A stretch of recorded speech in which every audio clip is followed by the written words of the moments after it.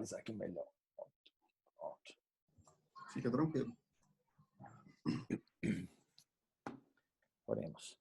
Senhor nosso Deus, te agradecemos, ó Pai, pelo privilégio de estarmos aqui com todos esses nossos queridos amigos e irmãos que tão gentilmente compartilham, Senhor, do conhecimento que Tu deste através do estudo da Tua Palavra. É bem verdade que não é só uma questão de favor, é também uma questão de obrigação, porque é aquilo que recebemos de graça devemos dar, devemos compartilhar o crescimento espiritual com todos aqueles que desejam. Obrigado por esta oportunidade, que Tu possa ser, Senhor, com todos os líderes deste empreendimento, desta ação, como o Bruno, o Éder e tantos outros que eu não me recordo, em especial agora, com Samuel Caldas, que Tu possas mais uma vez usá-lo para que ele possa, imbuir do Teu Santo Espírito, Senhor, falar aquelas verdades que para nós talvez estejam ainda um pouco encobertas pelo grau de conhecimento, mas que possamos ter uma visão melhor e maior do Teu amor. Fica com cada um de nós, em nome de Jesus. Amém, Senhor. Amém, Senhor Jesus. Amém. Obrigado, irmão Wesley. Então, Prazer. compartilhando a tela. Deixa eu abrir o slide aqui.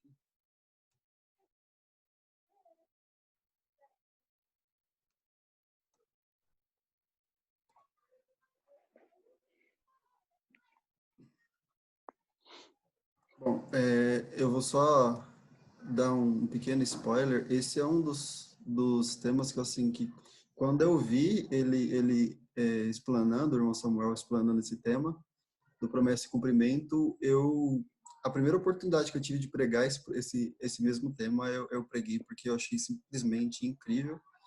Então, peço que prestem bastante atenção, anotem as perguntas que queiram fazer no final, porque é um tema realmente muito, muito bonito e simplesmente incrível, né? Então, Samuel, fique à vontade, pode começar. Bom, meus irmãos, boa noite a todos. Quero agradecer a Deus pela oportunidade, também o convite gentil do Éder, o obreiro, né, o pastor Éder, como vocês conhecem ele é meu filho na fé, né, de certa forma. Não foi eu que dei estudo bíblico para ele se batizar, mas eu dei estudo bíblico para o aprofundamento do conhecimento das doutrinas, sobretudo sobre a justificação pela fé. Mas a gente aprendeu muita coisa junto, né? Eu aprendi e ia passando para os meninos, né? O Éder, quando eu comecei a dar estudo bíblico para ele, tinha 16 anos, acho que 15 ou 16 anos. E aí a gente seguiu vários anos juntos e depois ele foi trabalhar como obreiro e, graças a Deus, obreiro voluntário, né? E depois foi chamado pela igreja, depois do curso de teologia. Eu louvo a Deus por isso, louvo a Deus por estar com vocês. Eu gostaria de estudar com vocês, então, esse tema tão impressionante que me chamou a atenção desde 1997. Eu preguei poucas vezes na igreja. Agora tenho feito isso mais vezes, esse tema, né? Esse tema é raro eu pregar ele, mas ultimamente tenho pregado. Então, vamos estudar juntos, acompanhando essa temática muito importante que tem como pano de fundo a aliança entre Deus e seu povo. Próximo slide, Bruno, por favor. Vamos lá, então. Aqui nós temos um texto de Êxodo 2:23. Então, o que a gente pode dizer aqui? Deus fez uma aliança com Abraão, na qual ele havia feito determinadas promessas a ele e seus descendentes. E ele renovou essa mesma aliança com Isaac, com Jacó. Em Êxodo 2:23, né, fala sobre esse momento em que, entre aspas, Deus se lembrou da promessa. Então está escrito: e aconteceu depois de muitos dias que, morrendo o rei do Egito, os filhos de Israel suspiraram por causa da servidão e clamaram. E o seu clamor subiu a Deus por causa de sua servidão. Próximo slide, Brunão.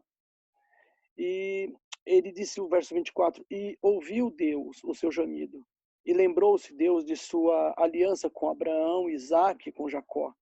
Então, essa aliança que envolve Deus, Abraão e a sua posteridade, é uma aliança em que Abraão e os seus entravam com uma parte de compromisso e Deus uma parte de compromisso. Deus prometia determinadas coisas para Israel, para o seu povo, para Abraão, etc.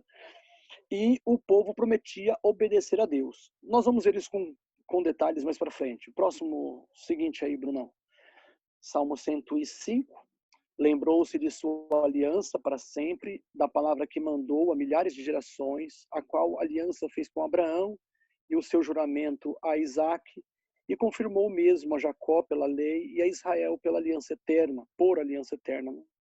Seguinte, vamos lá.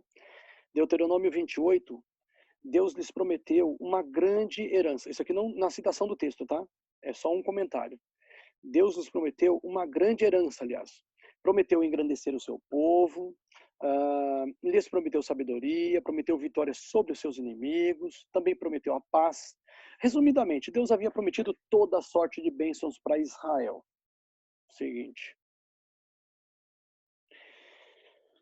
Olha que interessante. O estudo, ele parte da experiência de Paulo quando ele foi chamado para pregar numa sinagoga em Antioquia da Pisídia. Isso ocorre em Atos 13.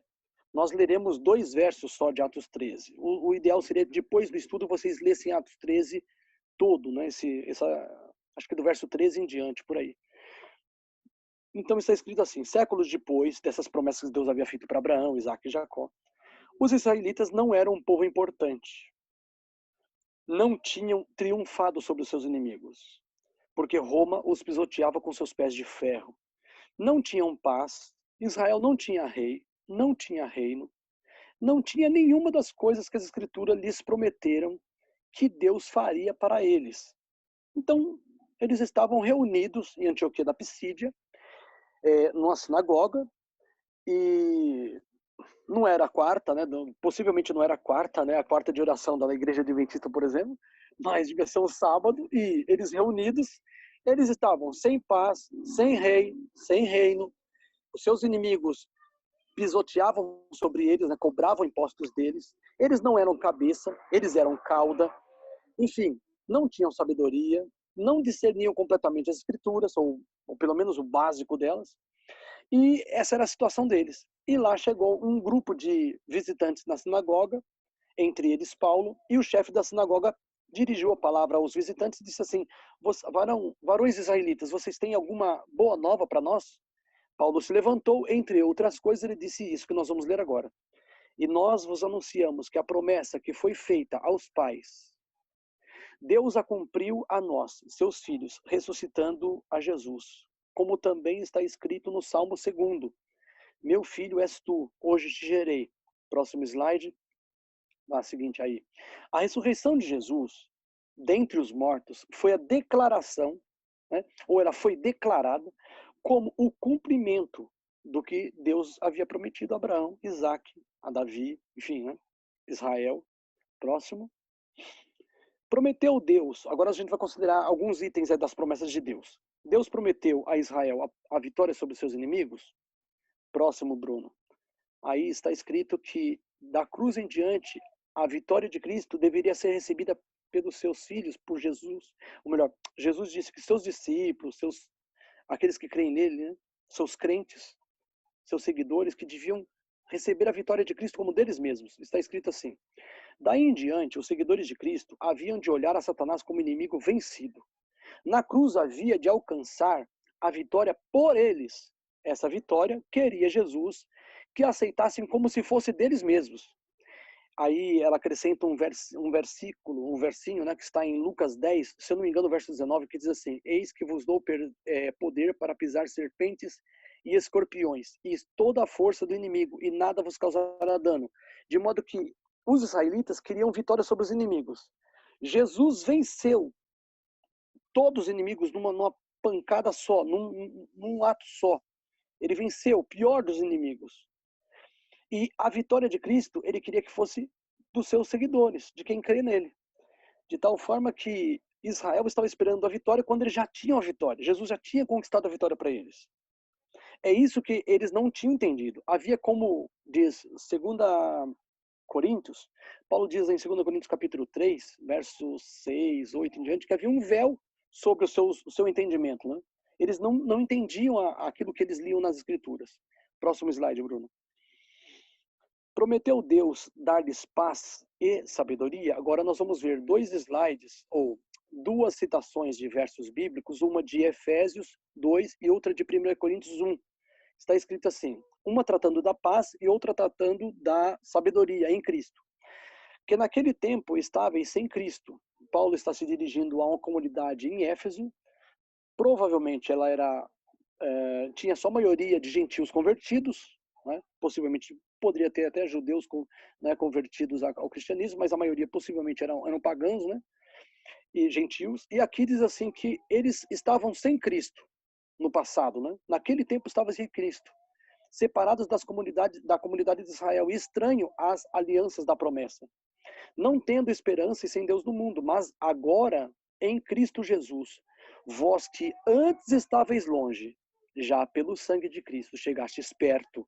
Seguinte, porque ele, no caso Cristo, né, é a nossa paz, o qual de ambos os povos fez um, e derrubando a parede de separação que estava no meio, na sua carne desfez a inimizade, isto é, a lei dos mandamentos, que consistia em ordenanças, para criar em si mesmo, dos dois, um só homem, fazendo a paz. Então a paz, ela para nós, a paz, ela é atual, ela é presente. Se nós cremos em Cristo, a paz é nossa, paz com Deus. Claro que nesse mundo nós temos uma luta constante, diária, né? E então nós temos paz com Deus em meio à tempestade, confusão e lutas nesse mundo. Mas é sabedoria. Aí diz, mas vós, 1 Coríntios, né? Mas vós sois dele. Então nós, todos nós, por cremos em Cristo, somos de Deus. Mas somos de Deus em Cristo Jesus, em Jesus Cristo, o qual, para nós, olha que interessante, Jesus foi feito para nós, por Deus, ele foi feito o quê? Sabedoria, justiça, santificação e redenção. Para que, como está escrito, aquele que se gloria, glorie-se no Senhor. Então Jesus é a nossa paz, a vitória dele é a nossa, a sabedoria, que ele foi feito sabedoria por Deus para nós, é nossa. Prometeu Deus engrandecer Israel? Sim, Deus prometeu. Ele falou assim, vocês serão cabeça e não cauda. Só que eles foram cauda. E quando Paulo pregou em Antioquia da Psídia, eles ainda eram cauda. Eles não estavam liderando o mundo. Roma liderava boa parte dos países ali, pelo menos os que ficam ali na Mesopotâmia. Então aqui, ó, Deus prometeu engrandecer. Foi dado todo o poder no céu e na terra ao Rei dos Judeus, Cristo Jesus. Em João 1,49, quando Jesus diz para Natanael que Jesus tinha visto Natanael antes de que Filipe chegasse e tinha visto ele orando embaixo da figueira, Natanael ficou tão impressionado por saber que, estando longe, sem nenhuma relação, os dois sem se conhecer, Jesus já tinha visto Natanael antes de chegar a Filipe. Natanael ficou tão impressionado que no verso 49 ele chama Jesus de, assim, vamos ver. Natanael respondeu e lhe disse, Rabi, tu és o Filho de Deus, tu és o Rei de Israel. De tal forma que quando Jesus recebe todo o poder nos céus e na terra, quando Jesus recebe o poder no céu e na terra, ele recebe como Rei de Israel, como Rei dos judeus. Então, quando ele recebe o poder como Rei dos judeus, os judeus passam a ter rei e reino. Só que aquela comunidade para quem Paulo pregou em Antioquia nem sabia disso, que eles tinham um rei que tinha todo o poder no céu e na terra e que era rei de Israel. Então, assim, eram coisas para as quais Israel não tinha noção. Próximo slide. Vamos lá. Aí. Prometeu Deus uma terra, uma herança para Israel? Sim, prometeu. E Deus deu muito mais. Não foi só Canaã, deu o mundo, olha aí, ó, porque a promessa de que havia de ser herdeiro do mundo não foi feita, essa promessa não foi feita pela lei, Abraão. Não foi assim, Abraão, você vai obedecer e eu vou te dar a terra prometida. Não, ou a sua posteridade, mas foi feita pela justiça da fé. Foi feita pela justiça da fé. Justiça que eu creio. Ela é minha, ela está pronta já. Eu a recebo porque eu creio nela. Vamos lá, o próximo slide.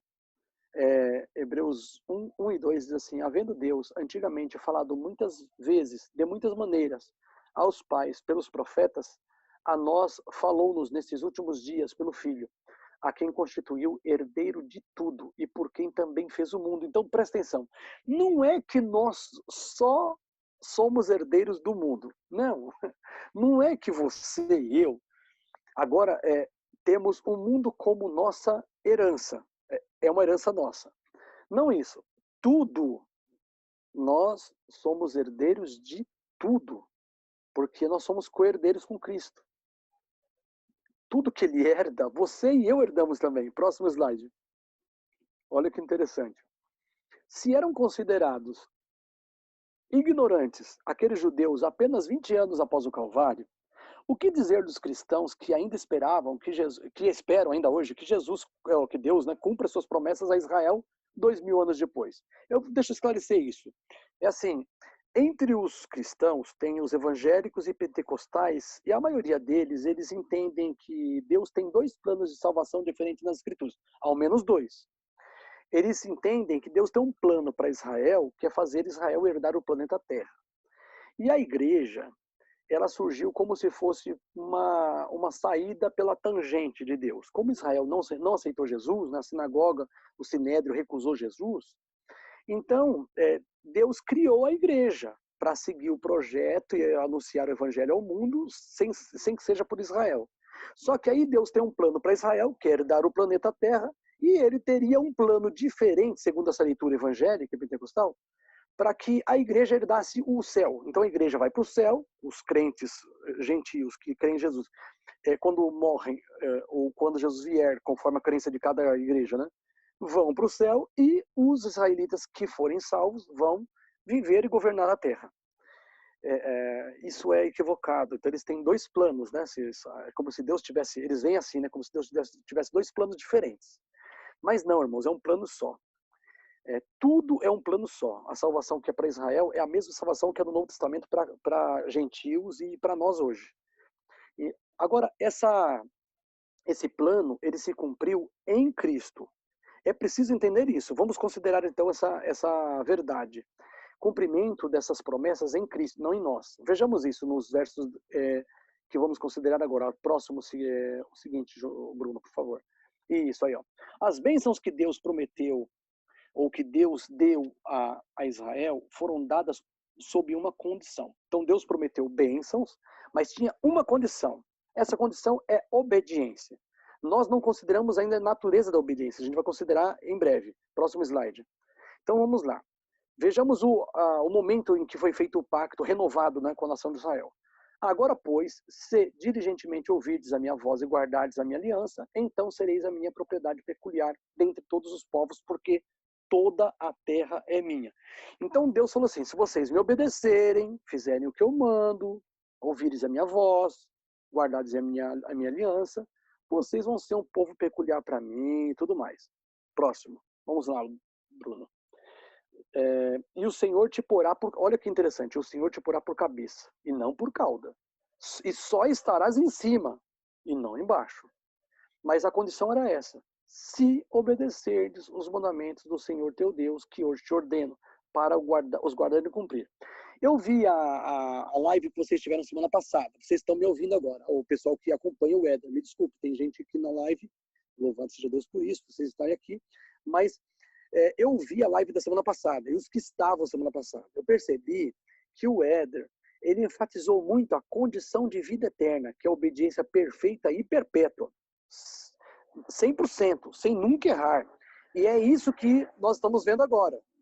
Nós estamos estudando agora a condição de vida eterna, com outras passagens, que não aquelas que o Éder usou. Entende?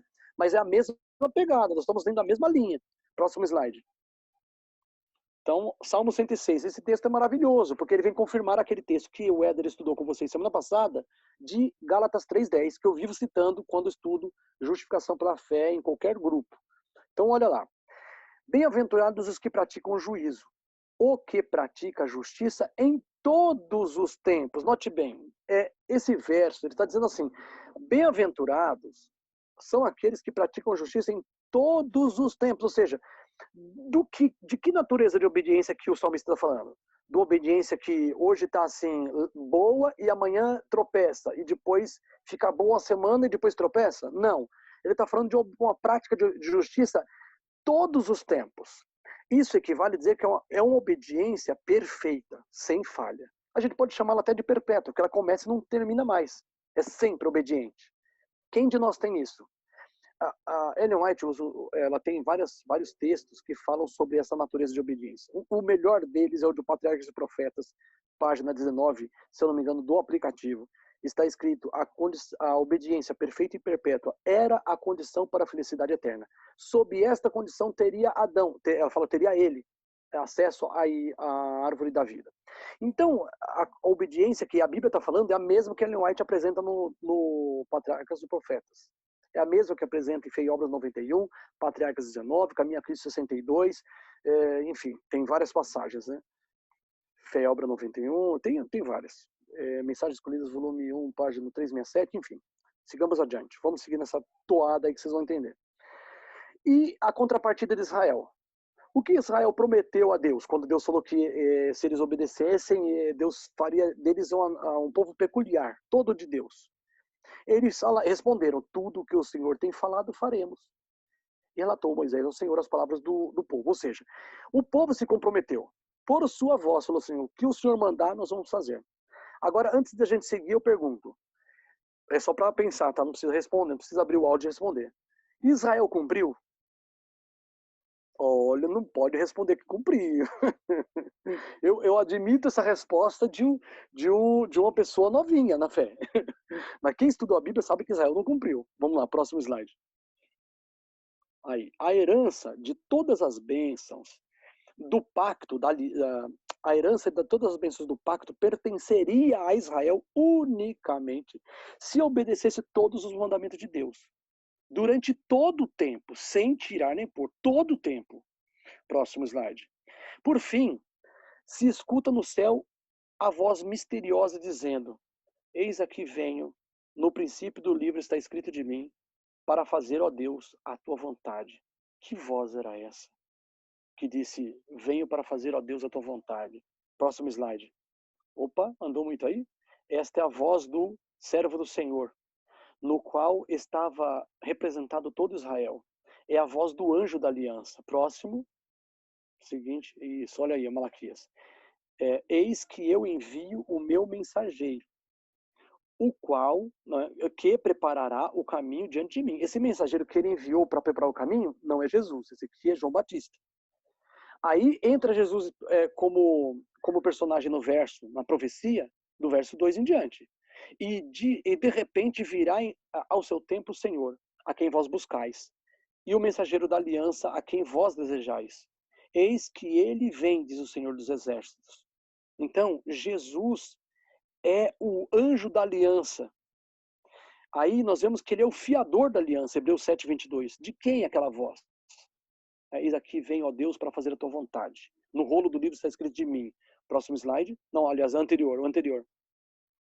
Isso. De tanto melhor aliança foi feito Jesus, né? Jesus foi feito fiador. Gente, vamos só pensar, refletir sobre o que é isso. O que é um fiador?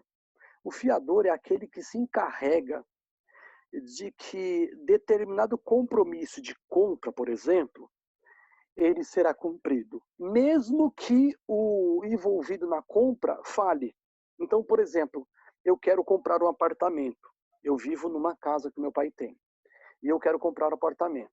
Vou lá, consulto o preço e tal, e vejo as condições, preencho tudo o que é necessário. Só que eles pedem um fiador. E dizem assim: se você falhar, qual a garantia que nós vamos receber o que você deve pra gente? Aí, por exemplo, meu pai fica como um fiador. Meu pai é a garantia. Quando acontece o caso de eu não conseguir pagar uma parcela, não é de mim que o banco vai cobrar, é do meu pai, que a financeira vai cobrar. Assim, o que acontece? O meu pai acaba se tornando fiador. E o fiador, ele entra no caso quando aquele que é compromissado na compra não paga. E é o nosso caso. Quem cumpriu com Deus o que prometeu? Israel cumpriu? Não. Nós cumprimos. Quer dizer, todos nós fizemos aliança com Cristo quando a gente se batizou. E a gente fez um compromisso de obedecer a Cristo. Cada um de nós nenhum de nós nunca falhou. Porque se a gente falhou, a gente precisa disso, entendeu? A gente precisa do fiador, né? E Jesus é o fiador da aliança. Próximo slide. Vamos entender isso aos poucos. E por isso, Jesus é mediador de um novo testamento, para que, intervindo a morte para a remissão das transgressões que havia debaixo do primeiro testamento, ou primeira aliança, os chamados recebam a promessa da herança eterna. Então, Jesus é o anjo da aliança, ele é o fiador da aliança, ele é o mediador da aliança. Próximo slide. Êxodo 19, 8. Só para frisar aqui. Na verdade, Jesus foi posto por pacto do povo, como diz Isaías 42, 6. Isso significa que não só Jesus era aquele por meio de quem Deus cumpriria todas as promessas a Israel. Ele não era só isso. Ele também seria aquele por meio de quem Israel cumpriria todas as promessas a Deus. Ou seja, Deus cumpre tudo que prometeu a Israel, ele cumpre em Jesus. Ele dá tudo para Jesus. Mas não só isso. Tudo que Israel devia para Deus, Jesus apresenta isso. Né? Ele que entregou em nome de Israel. Próximo slide. Os slides vão esclarecendo aos poucos. Olha aí. Levantando-se como pacto do povo, Cristo cumpriu a promessa do povo. Eles prometeram tudo o que o Senhor tem falado faremos. Próximo slide. Esse servo obediente e sofredor, Jesus, né, compareceu perante Deus como Israel para fazer a favor de Israel, em nome de Israel, e para Israel, o que Israel não era capaz de fazer. Próximo slide. Aí nós temos o texto assim mais estendido de Hebreus 10. Ele é importantíssimo agora. Por isso, entrando no mundo, diz: sacrifício e oferta não quiseste, mas corpo me preparaste.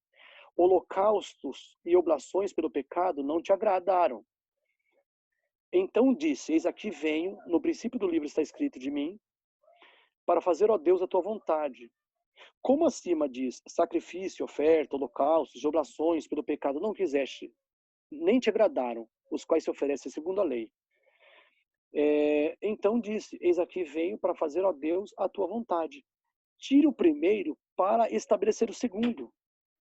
É como se ele dissesse assim: Senhor, deixa de tentar, assim, para o pai, né? Jesus dissesse para o pai: deixa de tentar resolver com os meus filhos. Resolve comigo. É o fiador tomando a frente, falando assim: resolve comigo. Quem está devendo é o Rafael? Quem está devendo é o Bruno? Resolve comigo. Eu resolvo. Entendeu? Próximo slide. Estabelece o segundo. Minha justiça, não a dele. Ele, Jesus, fez a vontade de Deus quando era regozijo de seu coração, era como sua comida, sua bebida. Mas ele também fez a vontade de Deus quando era tão duro fazer a vontade de Deus, tão difícil como tomar um cálice dos mais amargos. Próximo slide. Ainda que tenha enfrentado a zombaria e a derrota iminente, e por fim a obscuridade da noite eterna, como por exemplo aquela noite parecia interminável do Getsemane, continuou esforçando-se. A Bíblia diz em Filipenses 2:8, humilhou-se a si mesmo, sendo obediente até a morte, e morte de cruz. Isso quer dizer, no Getsemane, quando houve aquele momento terrível de angústia de Jesus, e Jesus buscou de Deus uma resposta, se havia uma outra maneira de ele salvar a humanidade que não fosse aquela, o silêncio de Deus foi a resposta. Não tem outra maneira. Ou você encara isso, ou você desiste e deixe-os perecer. Mas ele, como diz em João 13, verso 1, tendo amado os seus, os amou até o fim. Ele foi até o fim, obediente até a morte, e morte de cruz. Próximo slide. Temos aí, ao fim, né, sabendo que havia tomado até a última gota do cálice de sofrimento a favor de seu povo e que havia terminado sua obra, Jesus exclama ao Pai: está consumado, está feito. Próximo slide. Aí, Bruno. Havia cumprido as demandas do pacto. Nele, Israel havia cumprido tudo que a lei exigia. Em sua vida, Jesus, Cristo, né, havia cumprido todos os preceitos, os requisitos do pacto, da aliança. E em sua morte, Jesus havia levado todas as maldições da lei. Só um instantinho, gente.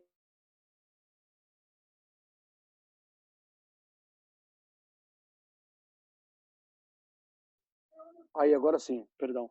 Meus filhos estão animados da brincadeira, o de 20 anos e o de 5. Vê se pode. Próximo slide. Então, aí, deixa eu ver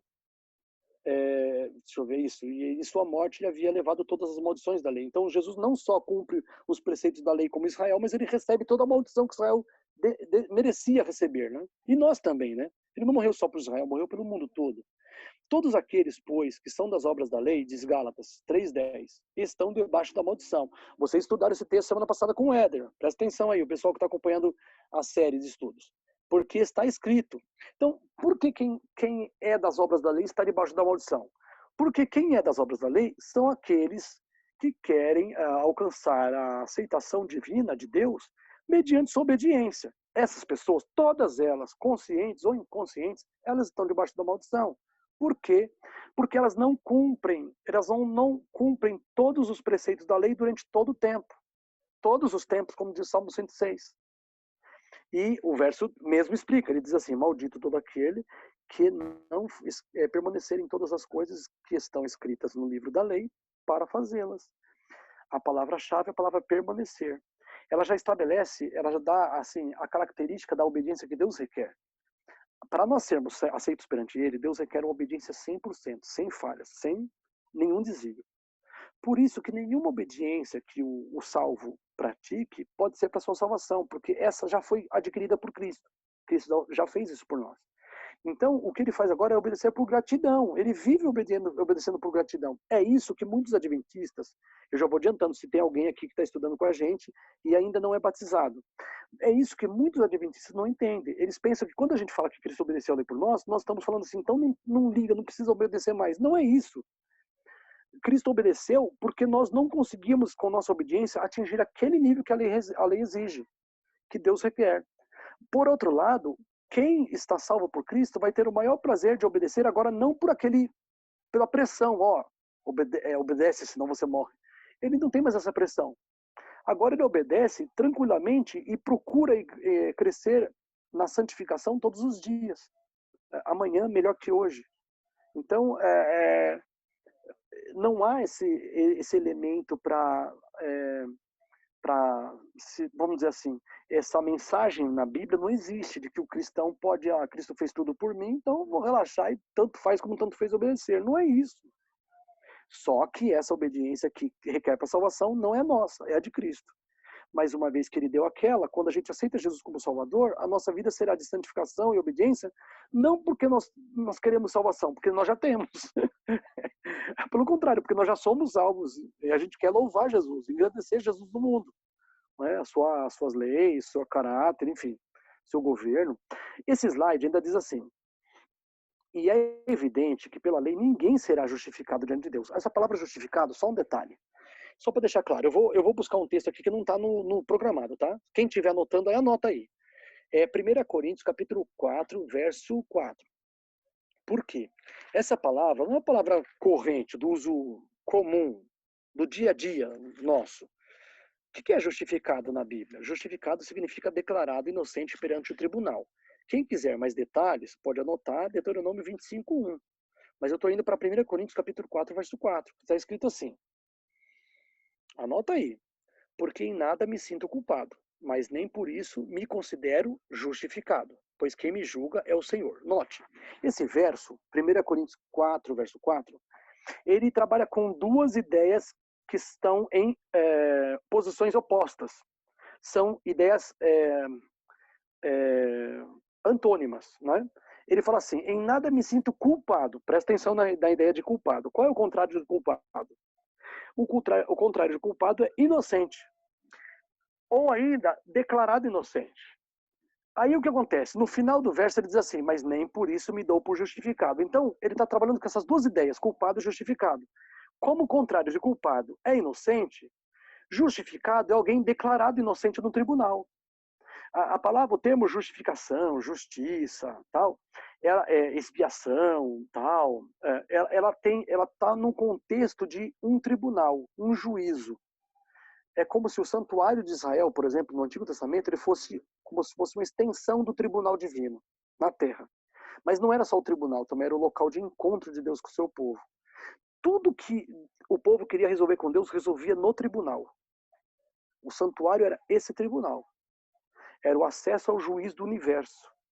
E ele concedia bênçãos conforme a fé deles no sacrifício futuro do Messias, que era, por assim dizer, ele estava ilustrado, né, didaticamente naqueles rituais do santuário no Antigo Testamento.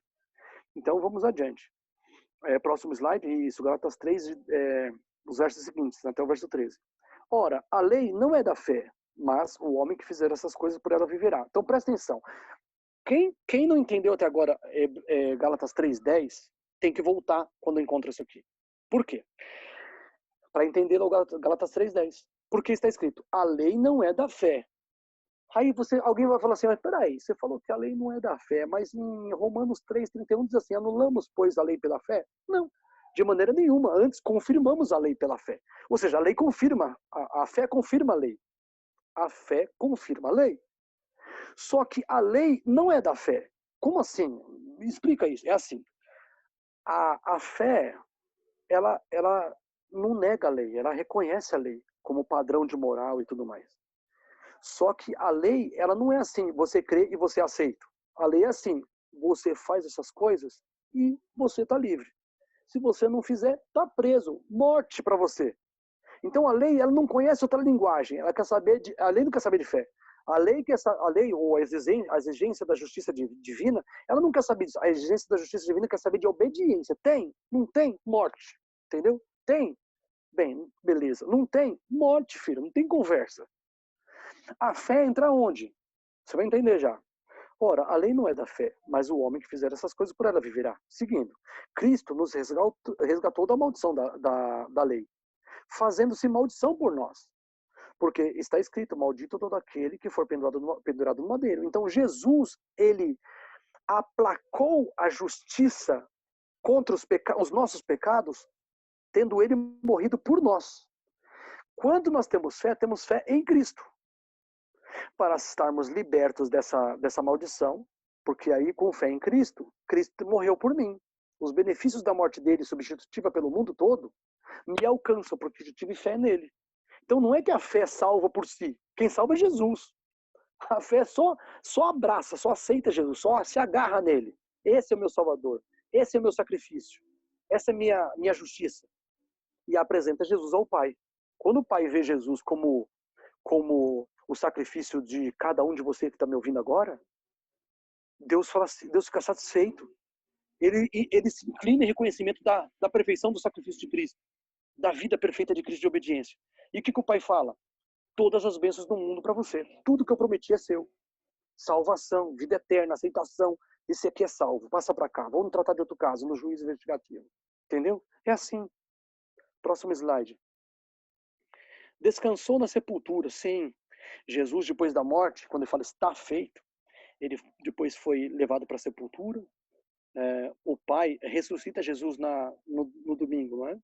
Como resposta ao acordo feito, ao pacto. Como Jesus obedeceu perfeitamente, então ele deve ser ressuscitado. Jesus obedeceu e merecia a resposta de Deus. Nós não, mas ele obedeceu e merecia. E quando ele foi ressuscitado, foi como se toda a humanidade tivesse ressuscitada nele.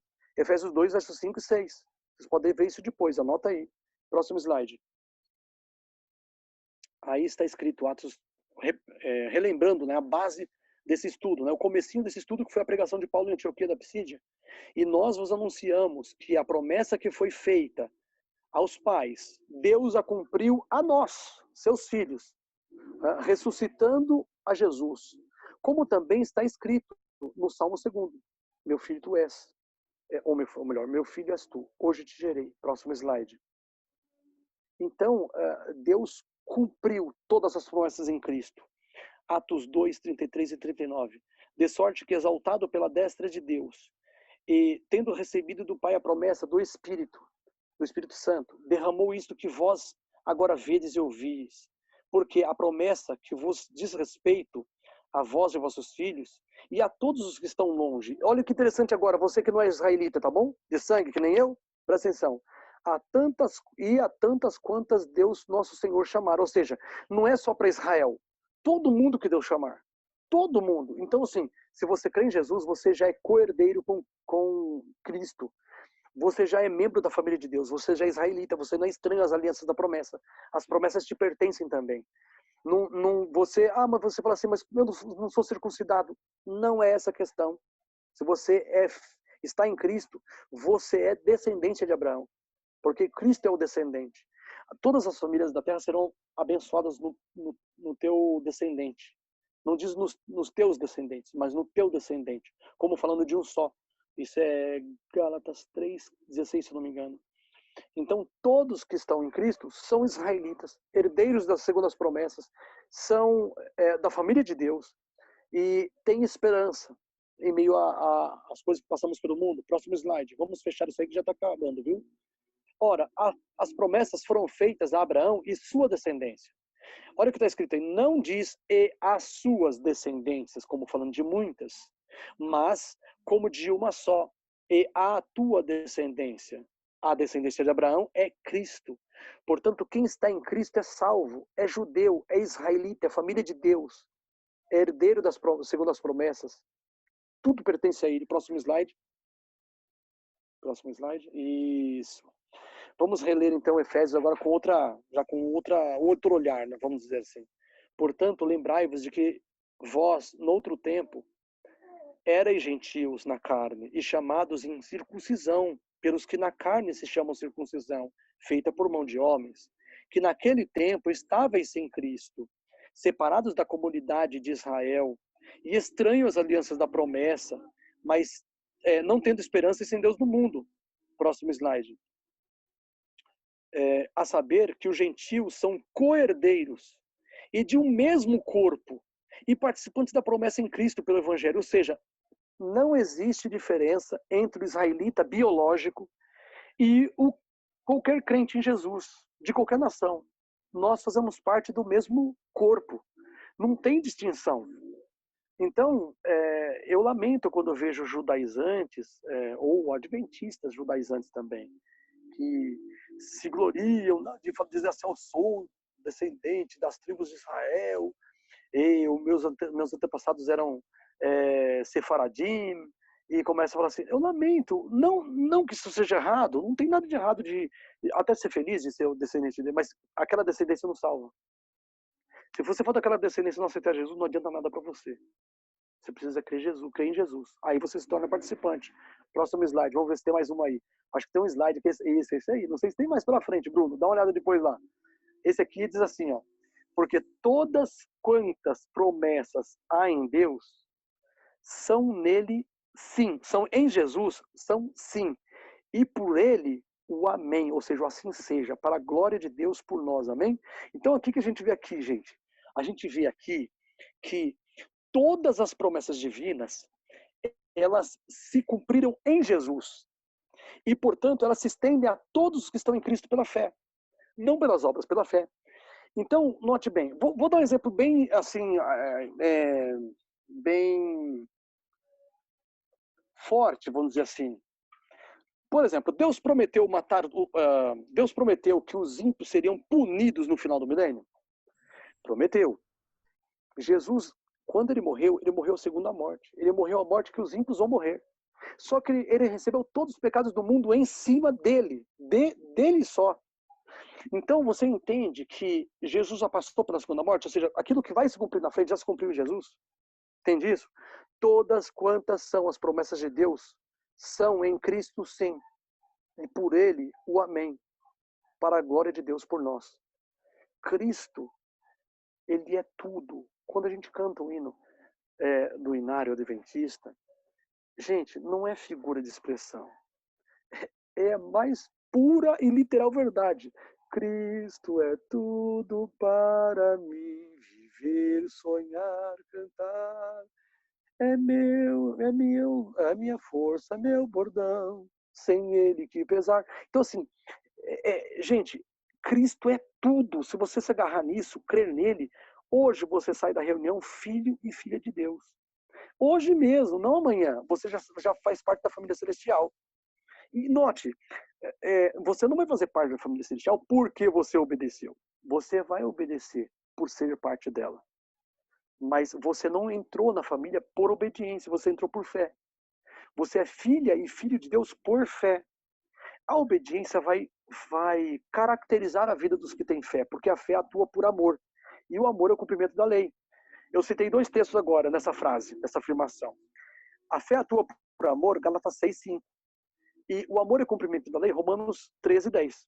Então, quando eu estou falando aqui, eu estou falando convicto daquilo que eu estou falando. O que eu estou ensinando agora para vocês é isso. Não é que talvez. Não tem talvez. É isso. Então, a gente tem que se gloriar em Cristo. Porque o que ele fez por nós, o que ele faz hoje, é extraordinário. E o que se espera de alguém que estava destinado à morte eterna e foi salvo gratuitamente por Cristo, mas não foi de graça que Jesus conquistou a salvação, entende? É de graça para mim. Eu não pago, Cristo pagou, porque eu aceito por fé, mas para ele custou tudo. Ou seja, essa salvação que você recebe de graça, Jesus pagou o preço por ela. Quando a gente observa nesse prisma, não vai se tornar coisa de pequena importância viver em obediência a Deus. Viver em obediência a Deus é uma resposta de amor. Nós nunca vamos obedecer para ser salvos. Isso seria traição. Obras, página 21, diz assim: se juntássemos tudo que é bom, nobre e belo, tudo que é puro, nobre e belo no homem, e apresentássemos o resultado aos anjos de Deus, como se desempenhasse uma parte na salvação da alma humana, ou na obtenção de mérito, a proposta seria rejeitada como traição. Então, nós não podemos fazer isso. Então, amados, esse é o estudo. Agora eu vou ficar exposto a vocês para vocês metralharem. Aí vocês podem, abre o áudio e sapeca agora, entendeu? Você joga a pergunta e parte para cima. Pode dar voadora.